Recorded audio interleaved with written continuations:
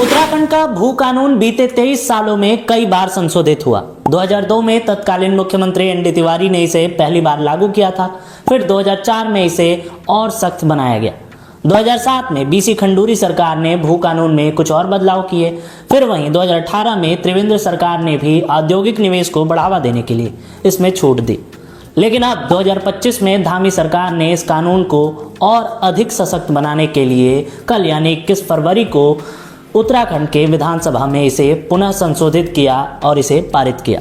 उत्तराखंड में भू कानून को सशक्त बनाने की मांग लंबे समय से उठ रही थी, जिसे देखते हुए धामी सरकार ने बीते 3 वर्षों में इस पर काम किया। अब आखिरकार राज्य विधानसभा में उत्तराखंड उत्तर प्रदेश जमींदारी विनाश भूमि व्यवस्था अधिनियम 1950 संशोधन विधेयक 2025 को मंजूरी मिल गई है।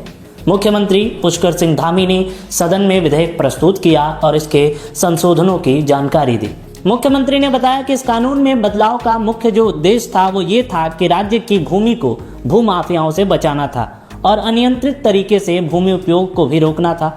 उन्होंने कहा कि राज्य में बीते कई वर्षों में ऐसी घटनाएं सामने आई जहां राज्य की भूमि को अनियंत्रित तरीके से गलत उपयोग किया जा रहा था। भू कानून उल्लंघन में 599 मामले सामने आए, जिनमें से 572 मामले न्यायालय में विचाराधीन हैं, जबकि बाकी मामलों में निस्तारण हो चुका है। इस दौरान 9.45 एकड़ भूमि भी सरकार में निहित की गई है, जहां औद्योगिक और रोजगार के नाम पर भूमि खरीदकर उसे अन्य प्रयोजन में इस्तेमाल किया जा रहा था। नए संशोधन में इन पर सख्ती बरती जाएगी और असली निवेशकों और भूमाफियाओं के बीच अंतर अब स्पष्ट किया जा सकेगा।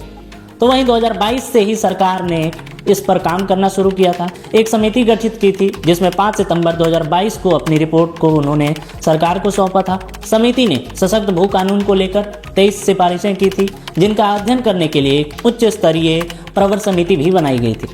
इसके बाद सरकार ने कृषि और उद्यानिकी के लिए भूमि खरीदने से पहले खरीदार और विक्रेता के सत्यापन की अनिवार्यता भी सुनिश्चित की थी। संशोधित भू कानून के तहत हरिद्वार और उधम सिंह नगर को छोड़कर बाकी 11 जिलों में बाहरी राज्यों के व्यक्ति अब कृषि और बागवानी के लिए भूमि नहीं खरीद सकेंगे।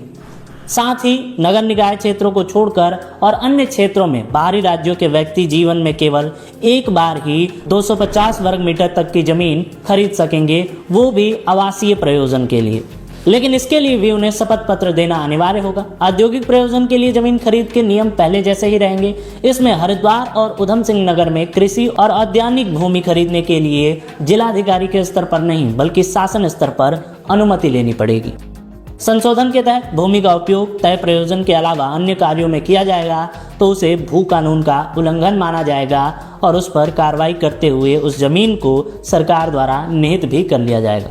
भू कानून में जो सबसे इम्पोर्टेंट संशोधन हुआ है वो ये है कि अब एक पोर्टल के जरिए इन सभी जमीनों पर निगरानी की जाएगी और इस खरीद बिक्री की प्रक्रिया में पूरी तरह से पोर्टल यानी कि ऑनलाइन प्रक्रिया को अपनाया जाएगा। आप उत्तराखंड के विधानसभा में पारित हुए नए भू कानून के बारे में क्या सोचते हैं? वीडियो के कमेंट बॉक्स में हमें बताएं और ऐसी खबरों को देखने के लिए देखते रहें द हॉक। धन्यवाद।